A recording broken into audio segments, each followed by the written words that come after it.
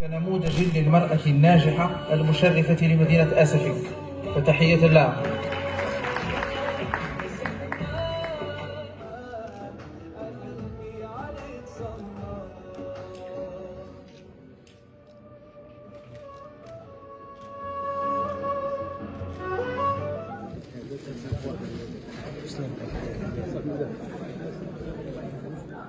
أستاذي العزيز دكتور وجيه، يحلو لنا لقاؤك دائما بحاضرة المحيط. شرف لنا أننا نشوفك للمرة الثانية، شرف لي أيضا أنني نحاورك في مسيرتي المهنية للمرة الثانية. شهادتي فيك مجروحة كيف ما بزاف الناس شهادتهم فيك مجروحة. أكيد غنبغي نعرف لقائك مع أسفي دائما، اشنا هو الحاجة اللي كتشدك لهذه المدينة؟ حب الناس اللي كيبادلوك هاد الناس في المدينة، المنظمه اللي احتضنتك اليوم اللي دائما كانت جابتك المره الاولى والمره الثانيه، ولكن في اي نشاط غادي تشوفوك معنا ان شاء الله. فالكلمه لك. بسم الله الرحمن الرحيم. ولا المحبه اللي كتجيب لي الاسفي، الناس ديال اسفي، الناس الكرامه، ايوا، وكذلك محبتي للمولاي المهدي الوزاني، الله يجازيه بخير، لهذا الرجل المحبوب دائما. وكنقول دائما الناس ديال هذه المدينه هذه عندهم الكرم من اهم الامور، ومحبتي لمولاي المهدي محبه خاصه. فلذلك ملي كيعيط وكيقول كاين شي كذا ما كنردوش كلام، خصنا نجيو عنده لان لحبنا له. هو رجل محب لاهل العلم والاساتذه، وكيبغي كيرتاح ملي كيدير بحال هذا الاجتماع الديني الصوفي، هذا الاجتماع الخيري.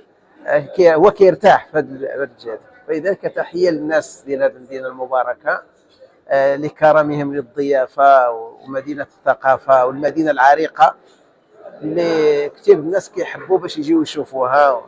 المدينه الصينيه اللي كيمتد تاريخها اكثر من 7000 عام اللي الناس ما كيعرفوش. لان كنتم تعرفوا ان ذا القرنين اسكندر الاول ملي جا هنا، لما بلغ مغرب الشمس وجد تغرب في عين حمئة، راه وصل للاسفي هنا ولقى الناس هنا وامنوا بالتوحيد قبل 7000 عام. لان ثم انتقلوا لجهات اخرى فاول، لان هذا الشريط الاول اللي كيشوف الجهه الاخرى. وهنا فين وصل عقبه بن نافع الفهري الاسفي، واكد الكلام ديال عقبه وقال: لقد وقفت في هذا المقام المبارك الذي وقف فيه عبدك الصالح ذو القرنين. اذا هذه المدينه هذه مدينه عريقه، ولذلك انا كنتكلم عن الباحثين في التاريخ انهم يزيدوا يعمقوا البحث في هذه المدينه المباركه اللي فيها كثير ديال الخير اللي ما كينتبهوش لها. انا قاطعتك، واش كتشوف اليوم هي المناسبه الشرط انه نشوفوا دكتور بحالك يترافع عن مدينتنا بحب؟ واش كتشوف ان هذه المدينه مازال ما خداتش حقها؟ وما في ذلك الشك من حيث البحث العلمي مازال ما خداتش حقها. خص الباحثين يزيدوا يتعمقوا في مدينه اسفي ويشوفوا الاسماء اللي كانت القديمه اللي عندها.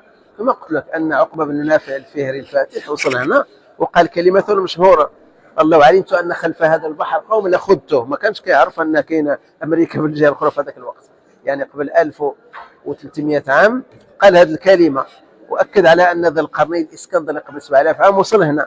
هذه المدينه عندها ابعاد كبيره تاريخيه، خص غير الباحثين الله يجزاهم بخير يزيدوا يتعمقوا في البحث وغيلقاو العجب لهذه المدينه هذه اللي سكنها الاوائل من ملوك مصر الاوائل قبل 7000 عام. حضاره الكوش اللي هي الحضاره اللي قبل الفراعنه اللي وصلت هنا، ومن ثم اول ناس بداو كيديروا اللي اخترعوا البني الياجور كيصوبوه، اللبن كيصوبوه بالنار، وهما حضاره الكوش اللي هي قبل الفراعنه قبل 7000 عام.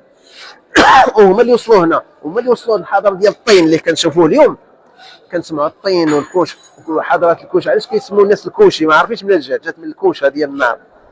اذا حضارات ملوك مصر الاوائل اللي انتقلوا هنا ووصلوا هذه الصناعه اللي حنا كنعرفوها اليوم، ولكن كثير الناس ما كيعرفوش الاصل ديالها منين جاي.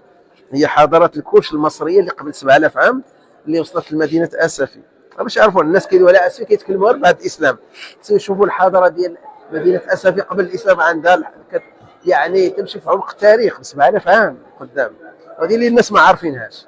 اذا هي حضاره عريقه، خص المؤرخ يحاول يبسط الكف فيها ويزيد البحث باش يعرف راه مازال ما اخذتش حقها اللي خصها تاخذه. هذا هو الاصل. وتحيه للناس ديال اسفي. ربما اليوم نقدروا نقولوا بصريح العباره، يعني كما قلتي انت ما بديتش تكون جارح شيئا ما في انه قلتي الناس خصهم يكونوا يعمقوا يزيدوا يعمقوا البحث العلمي على هذه المدينه لانها ما خداتش حقها. انت تتشاطرني الراي في انها ما خداتش حقها، ولكن انا رايي الخاص على مستوى تقديري، لانه الناس كيتبعوني انا دائما كنقول لهم اسفي تحتاج الى ابنائها اكثر من اي وقت، لانه اليوم الا كاين شي حاجه خصنا غير نسوقوا لهذه المدينه لانها ما خداتش حقها في التسويق الايجابي سواء تاريخيا. ما يحك احنا نقولوا كلام الدارجه، ما يحكوا لك الا ظفرك. ابنائها هما اللي خصهم يقوموا، ماشي يجيب لي واحد اخر، لا الابناء ديال اسفي هما اللي خصهم، كل واحد كيغير على مدينته. واش ما بالنسبه نتكلموا كاع بحاجه كبر، واخا الدوله غتعاونك ولكن الابناء اللي خصهم ينوضوا. راه ما يمشي يجي واحد يلبسك حوايجك وواحد يوكلك ويشربك، راه الابناء ديالها هما اللي خصهم يقوموا من المستوى السياسي والمستوى الجماعي، هما اللي خصهم يتكلموا الثقافي، هما اللي يتكلموا ويغيروا على راه الا ناضوا الابناء وتعاونوا. ما نقولش انا غادي يدير وغادي لا، خصو يدير هذاك اللي تم، اللي مسؤول في جهه معينه ولا خصو يقوم ويحاول القوي يعاون الضعيف وغادا تمشي. وإلا كان التحاسد والتباغض فيما بينهم وكل واحد بغى يغير بوحده راه ما يدير والو. اذا خص الابناء، احنا كنرجعوا للابناء ديالهم اللي خصهم يديروا، ماشي واحد اخر. الحديث معك شيق، الله يبارك فيك، لانه عندك التزامات. شنو رسالتك اليوم؟ شنو رسالتك اليوم الناس اللي كيتبعوك، الناس اللي كيبغيو الدكتور وجيه، الناس اللي غيشاهدوك من خلال المنبر ديالنا؟ انا كنشكر شوف الناس اللي ما جاتهمش الفرصه انهم يجيو يحضروا اللقاء ديالنا. احنا كنشكروا الناس كاملين اللي عندهم هذه المحبه ديال الدين والمستوى الثقافي اللي ما جاوش وكيبغيو يسمعوا، كنشكروهم من هذا المنبر وكنقولوا ماشي حنا راه ماشي شي حاجه، تسمعوا بالمعايد خير من ان تراه. تخربيق انت كيبان لك انت لا كتبان لنا في عينينا كبير، والو ما كاين حتى شي حاجه. حنا كنا كنتعاونوا فيما بيننا، كنا كنتعاونوا. الله يفتح. شكرا لك نشكرك الله يبارك فيك.